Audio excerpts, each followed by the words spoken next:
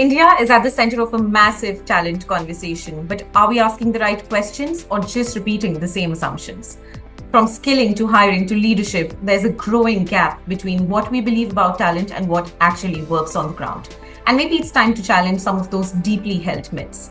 And that's what we're going to unpack today in this episode of BW People HR Voices Season 4.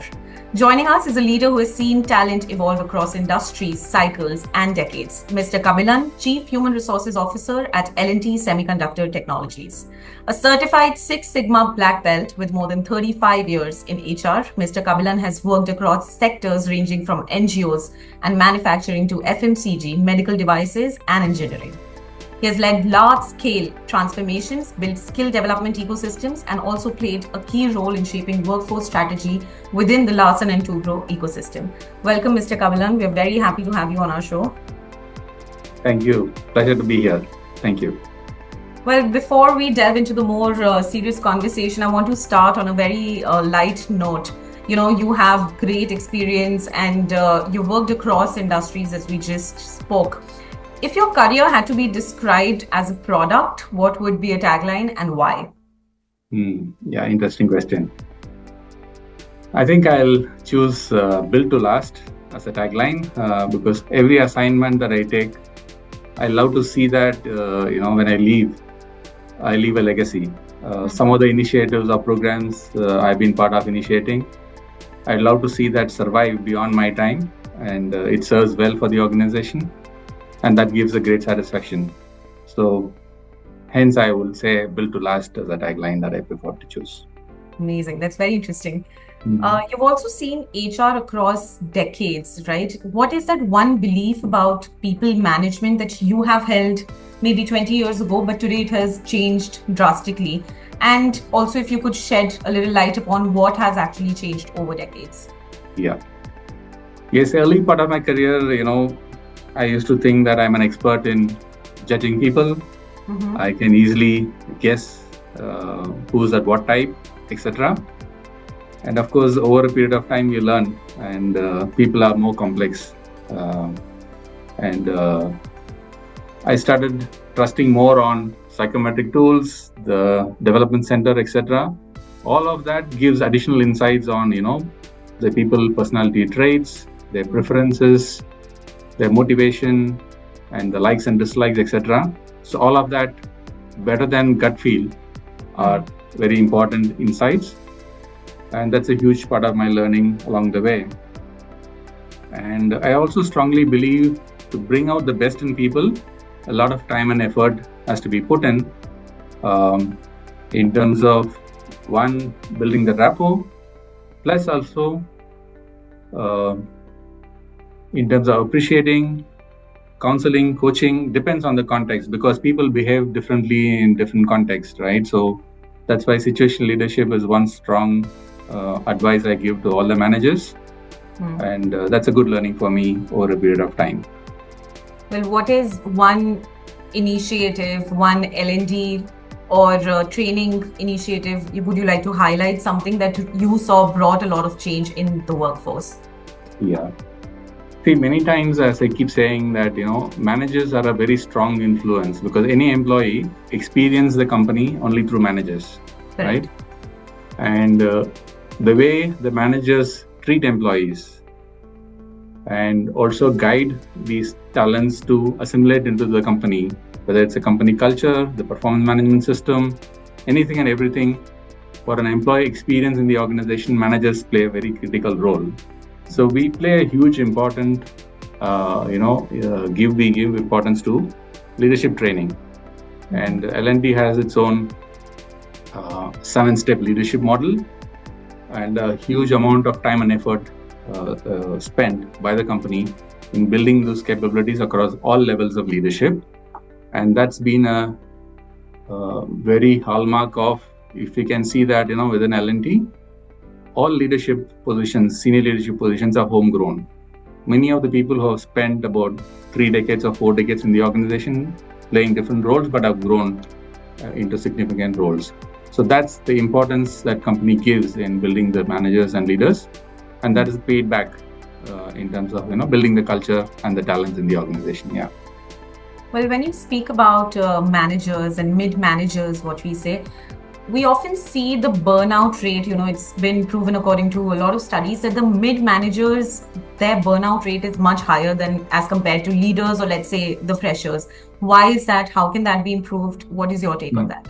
Yeah, that's true. So many times when they don't have a good support system, it bounds to happen that way. But I strongly believe in L&T that support system was so good because many of the people have spent a lot of decades in the organization, and they can always reach out to peers across different verticals in the organization. And of course, HR plays a good role there. We do have mentorship, plus experts there who, if for example I'm a person who is working for bridges or nuclear plant, right? So I stumble upon a challenge, not just people I'm saying, even domain expertise. So I know there are enough talents in the organization that I can reach out to across the verticals and get help on solving the problem for the customers, right? So that kind of a support system really helps in making sure that the managers don't reach that burnout stage. That's very successfully being done in L&T, I would say. Yeah. Lovely to hear that. Thank you for sharing that with us. Now we come to the semiconductors industry. This year's budget was a lot focused on the semiconductors industry as well, and India is betting big on that. When we talk about the talent in the semiconductor industry, what is it as a CHRO that you look for in a workforce? Also, what are some qualities that you look at or look for in freshers versus if you're hiring for a leadership role? Yeah, so we have to accept that we are slightly lagging behind, and so we're trying to catch up as a country in semiconductor, right? So in India, the real good talents in semiconductor product design, if you see, is very less. And so we depend on or appeal to the experts abroad and bring them back to country because we are giving a once in a lifetime opportunity to create the first the India semiconductor product company, so to say, and use their experience and expertise, in building India talents and to develop their capabilities, because semiconductor experience takes time and the capability, a lot of investment is required. So that is something that we are trying to invest, bring these experts, mentor, and build the ecosystem in the country. So that's a long journey. We are committed and quite heavily invested in this journey. Yeah. Lovely to know that. When we talk about culture, every company today claims to have a very strong culture. But when we speak about a conglomerate like L&T, it cannot be just culture. There are many subcultures. Now, how do you build alignment without killing individuality? What is it that you are doing to build that strong culture and actually believe in it? Yeah, absolutely right. In a large conglomerate like L&T, it's much more difficult. Yeah. For example, we every year bring in about 8 to 10% of the total employee population as freshers or trainees, so to say, in different fields, and another about 10 to 15% of laterals, that is more experienced candidates that we hire either for replacements or for business growth, etc. So it's a large amount of people who need to be assimilated into the company's culture, right?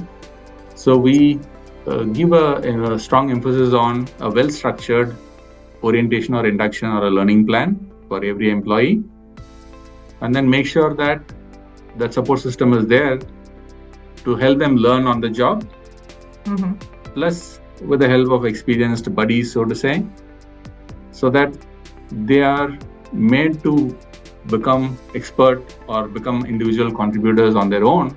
The sooner they become is better. Plus, along the way, they are well assimilated into this company's culture, right? So that support system and importance is given. A strong emphasis given in terms of creating a safe environment for people to have an open and transparent communication. Right. And also we encourage people to learn from each other on the job. And that support system actually helps, in terms of learning from each other, and the culture is learn from the leadership. Another important point I wanted to highlight is, the mobility of talents across the verticals. For example, in my 8 years with L&T, this is my third stint, so to say, right? So we consciously move people around so that there is a, cross learning. Plus, we also have a strong emphasis on company policies, the cultures, the systems, etc. is across the L&T group, which also enables strong alignment of culture, I would say. Mm-hmm. Thank you for sharing that. Well, when we talk about HR, it cannot be called a different department today. Each department is now interlinked with business outcomes. But that also causes friction sometimes. As a leader, you know that better, right? Yes. What does that shift demand internally, where this is your intuition, your ethics, your values, but versus the business outcomes, the profitability of the company? What do you do in that scenario? True. Yes, so as we are supposed to be the champion of employee voice, and business realities at times is different. Yeah. But as a HR business partner, one thing that I strongly advocate and believe is ultimately it is company's success. And as long as company succeeds, we will have a career as managers and employees, right? So as a team, both managers and staff have to understand that how we help company to succeed. That becomes the paramount important, and all of us play a role there, right? So once all of us understand that company first approach and making it succeed is critical. And many times a lot of other things influences and plays within the system. Sometimes we forget the competition is outside, and it could be a strong difficulty in terms of bureaucracy or other issues in the organization as we grow. But once in a while we have to bring in this alignment that company first and succeeding is more critical in the marketplace, etc., for which we have to learn from each other, challenge each other, and at times maybe we need to make some tough decisions or difficult things, but at the company's interest. So those are few challenges on an ongoing basis we have to have. But I guess the environment to openly disagree in the interest of the organization, and then once we agree, we implement. There's no differences subsequently, right? So those are few learnings, I would say, which we strongly believe and follow in L&T. Yeah. Okay. You've also worked very closely with skill development centers, right? Now, what's the uncomfortable truth about India's skilling ecosystem? How is it improving, and where do you see the gaps today? Yeah.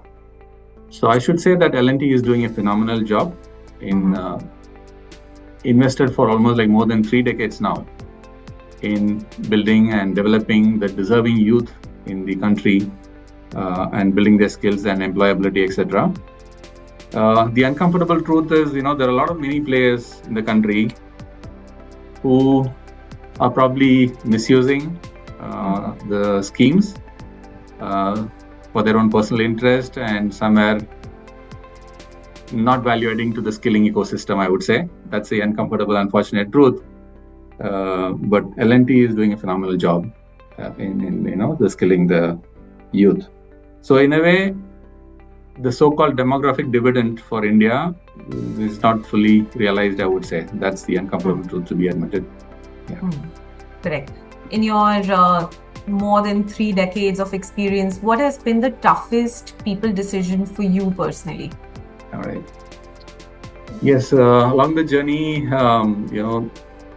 sometimes letting go of people. Yeah. For some, either due to bad performance or unethical behaviors, etc. And sometimes, 1 or 2 experiences where I have to be part of the so-called termination of, my own administrative boss, etc. Tough decisions, so to say. But the most difficult personally for me is sometimes letting go of people for no fault of theirs. Okay? And the realization is that sometimes it is either due to lack of proper planning, not properly focusing or prioritizing, or even sometimes, delay in decision making. All have contributed to that as an organization. And personally, for me, the learning is the courage to act on a timely manner, on a personal learning, I would say, are some of the tough situations and the learnings. Sorry. Very well put.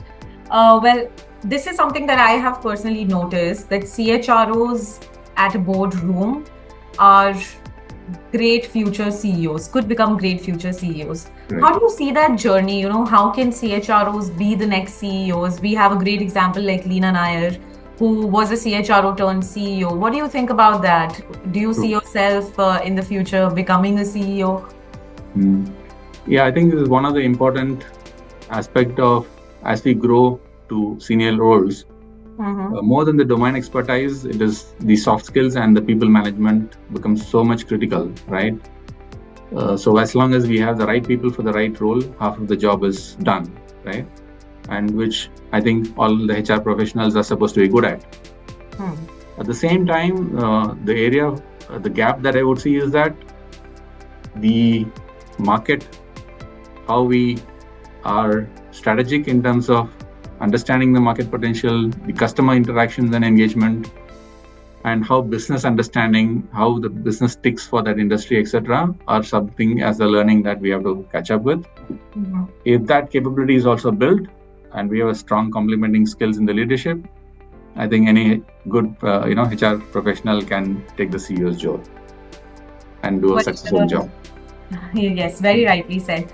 These days we're also hearing, this is completely different context now. These days we're hearing a lot of news about workplace safety, about compliances, about laws. I do not want to get into nitty-gritties, do not want to name any company, but how important is it to take such cases seriously, about workplace safety, the redressal systems, the employee grievances? Do you think brushing it off and not choosing a business outcome over employee grievances has worked ever? And how at L&T, what systems do you have in place? Yeah, I understand the context of the question. So it's very important for any organization that we take any feedback and act promptly. And we should have a good support system where people can, easily reach out or voice out their concerns. Whatever be the concern, whether it is whistleblowing or harassment or anything else, right? So what we do in terms of circulars or forming a committee is one, but what we day-to-day practice, and that's what gets observed by people, right? So the way we do for L&T, for example, since we are very large and projects works on very short duration at sites, we have geography based kind of committees which represents various verticals and businesses, and we have a quarterly meeting, and we invest a lot on training and sensitizing people, both in terms of staff and the managers, in terms of what is acceptable and not acceptable, with some case studies, right? And we also bring in experts from outside to help doing this journey. So because these learnings of behaviors, people sometimes have their this one saying that they don't realize that they are making this impact to the others. My intention is different, but how the impact created to the receiver is different. So we spend quite a lot of time on the biases and the kind of variations in terms of the impact that it creates. So that training and learning has a huge impact in this culture change, and also the training of the people in the committees also. How do they react or act, and how the manager's job of sensitizing and reporting such incidences on a timely basis, and HR is made accountable to make sure that overall all these are reviewed and seen in the right spirit. So all these put together, such a large organization, we are doing so far a great job. We do give huge importance to these things, and it can be reported to ombudsman in the organization also. So there's a lot of mechanisms in which we continuously monitor and report. Well, thank you these for incidents. addressing that. It was very important to address this. Mm. Well, when your teams describe you in one sentence after you leave a role, what do you hope they say and what do you think they actually say in their heads? Okay, so I wish and hope and pray probably they say in the past that it was a pleasure to work with Kabilan and they had their best times of their careers. Okay, that's what I hope and wish. At the same time, in reality, I suppose they will say that it's not easy to work with Kabilan. More demanding. I think that's what probably they may say. But I think one thing they will all agree, I suppose, is that I give paramount importance to the organization and the organizational interests. That's what I hope. Well, before we get into the next segment, I will like to close on a lighter note again. Well, if you had the power to redesign one thing about how organizations treat people, what would you change? Interesting. Many times I think we don't probably see people as partners in the business, involve them, co-create. The power of co-creation, I think we miss out many times. So that's one thing that I would probably look forward to every organization. Anything that change that we want to be driving, ensuring that the people are part of that co-creation and then they own it and the rest of the things becomes that much more easier. That's the only thing I can think of, Savi. Thank you. Very interesting. Moving on to the next segment, which is of course much fun than this one. It's the rapid fire round. We just need one word answers from you. Sure. All right. One Yes. hiring red flag you never ignore. So the one who's not hands-on but talks flashy and great English is a red flag for me. Okay. Talent over technology or technology over talent? Any day, talent over technology. Okay. One skill every CHRO must build in 2026. I think to build the talent ecosystem to drive business results. So no longer we can think of always a permanent job, full-time job, etc. kind of a environment to build a very, very talent ecosystem to deliver business results. Okay. Gut instinct or data, what wins more often? I will say data science. Yeah, you did mention that in your first answer as well. Yeah. One mistake young HR professionals make early in their careers. I think few of them have very strong preferences or likings to only certain sections of HR functions. And sometimes don't want to take few functions as such. That's my impression. It reads to me as that some people are not willing to take risks or get into uncomfortable situation or going outside their comfort zone. That's my feeling. Okay. If not HR, what would you be today? Maybe doing counseling or coaching. Okay. Yeah. One book that shaped your leadership thinking. I think Good to Great by Jim Collins is a great book for me. For all the HR professionals watching this, take this recommendation. Well, one workplace trend you secretly disagree with. I still see a lot of managers give importance to the hours of work or people spend in their office rather than the kind of results or performance outcomes people bring on the table. That I disagree with. That was a very quick and a very rapid fire, I must say. Thank you, Mr. Kabilan, for being with us here today. And I hope all our viewers will enjoy this conversation. And we hope to stay connected with you for future such episodes. Thank you once again. Thank you, Savi. Pleasure to have you. Thank you. Thank you.